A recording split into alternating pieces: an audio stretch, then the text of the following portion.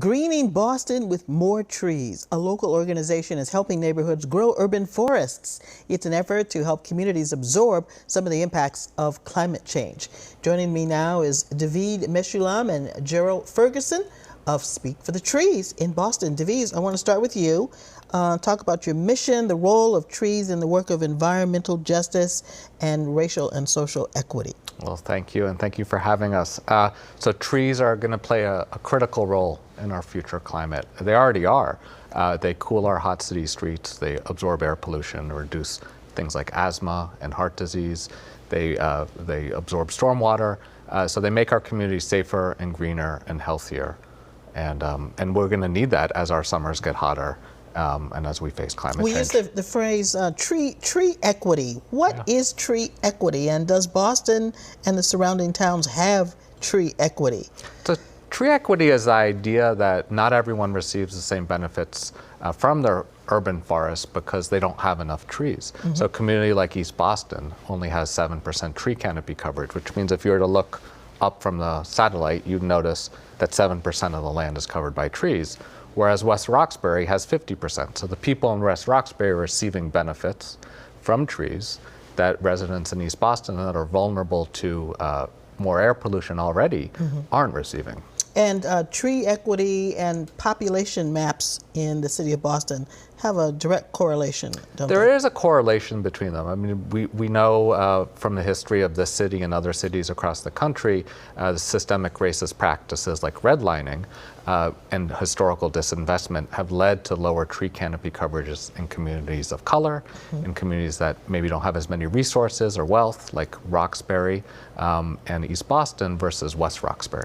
The root system of trees plays an important role as we deal with the effects of climate change. How does that work? What?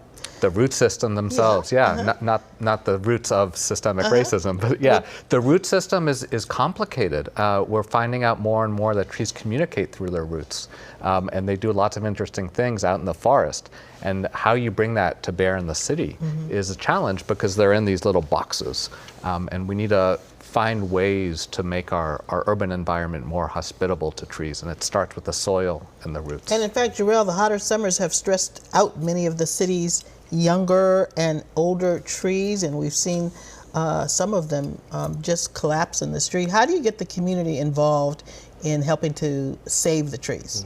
Well, we have a Teen Urban Tree Corps program, which we have lots of teenagers who go out and water trees over the summertime. We put tags on the trees so people can potentially adopt a tree, and then they'll water it if they want to adopt it.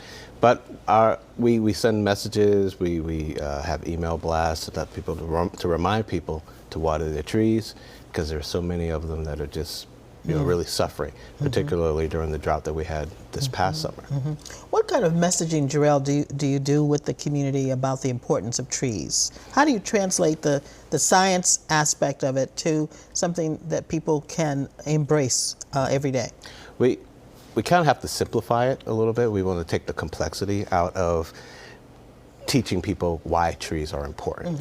Most people know that trees produce air, but produce oxygen, but a lot of people don't know how they help mitigate stormwater, how they cool city streets, how they cool neighborhoods.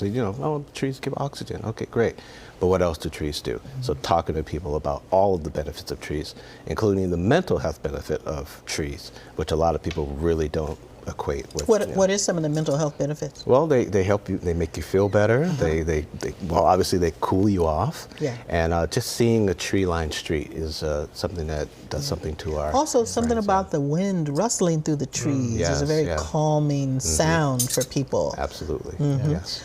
David, what types of programs or events do you have that will further help educate people about the trees? We have a lot of programs, some that are pretty well established over the past 4 years, and some that we're looking to start this summer. So Jarrell mentioned the Teen Urban Tree Corps program.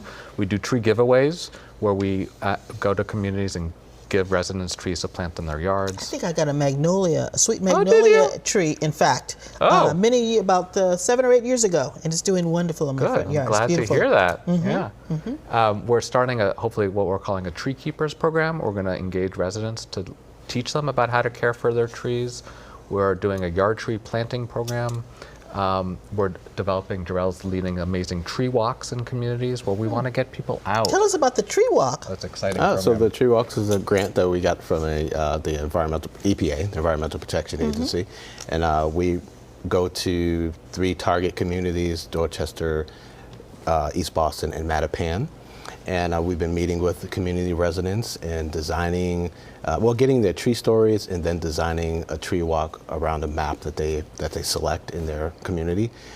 We hope that this will also help them be able to share information with other people in their communities, primarily starting with tree stories, and then learning about the science of trees and how they're important to the communities and why they need them.